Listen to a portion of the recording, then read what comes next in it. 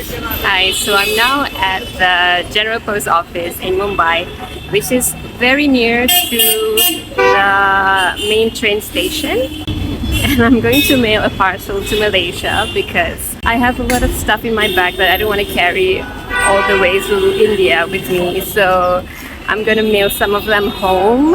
And if you're wondering how to mail a parcel internationally in India, keep watching. I'm going to figure out how for you.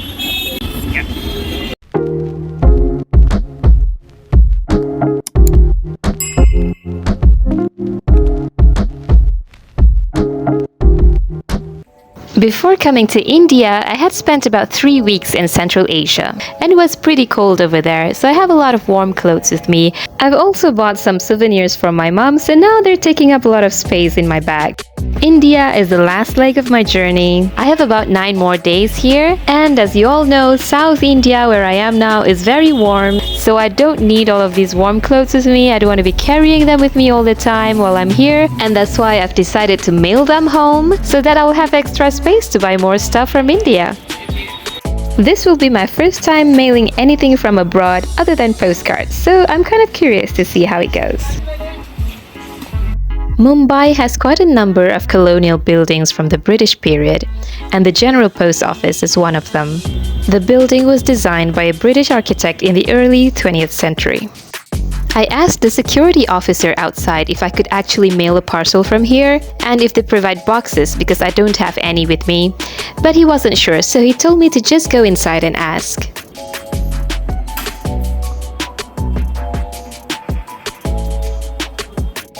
They do have a list of prices of packaging materials, but when I asked them, they said that they don't provide the service anymore, but I could have it done outside. They recommended to me a guy who does the wrapping service and told me that he would be coming in shortly and that I should wait for him.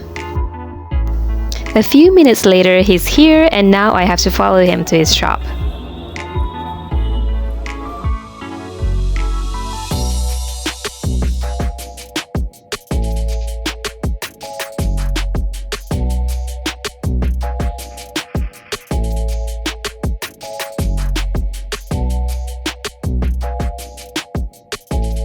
His shop turns out to be just by the side of the road. He's found a box for me, but now he's trying to make it smaller because I only need half the size.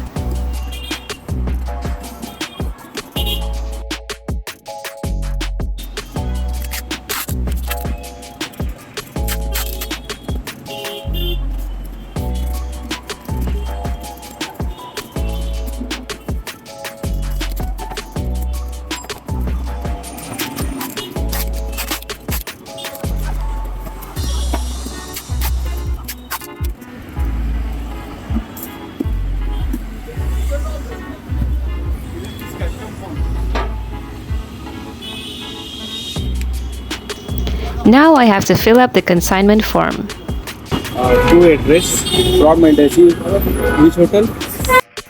You'll need to write your hotel's address as the sender's address, so have it ready with you. You also have to list down the items inside the parcel and their total estimated value. While I'm filling up the form, he wraps the box with a piece of cloth and hand stitches the sides together. This is so unique. Honestly, I've never seen a parcel being wrapped like this before.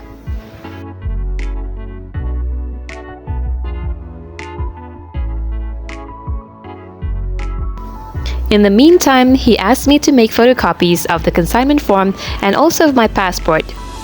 The photocopy shop is just a few steps away. Now I have to write down the sender's and recipient's details on the cloth wrapper. I'm mailing this to a friend of mine because I don't know if this will arrive before or after I return home. I don't have enough cash with me for the post office, so he's taking me to a money changer. Only $50, no? Only for 50, yes. What is your rate? 81. 81? Yes. 100 is the bigger. Now he's wrapping the parcel with plastic.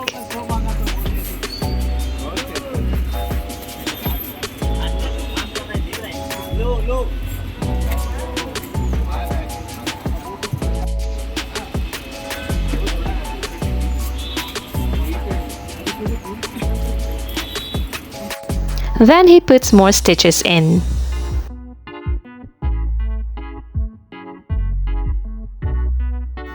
Finally, we are done, and now we're on the way back to the post office.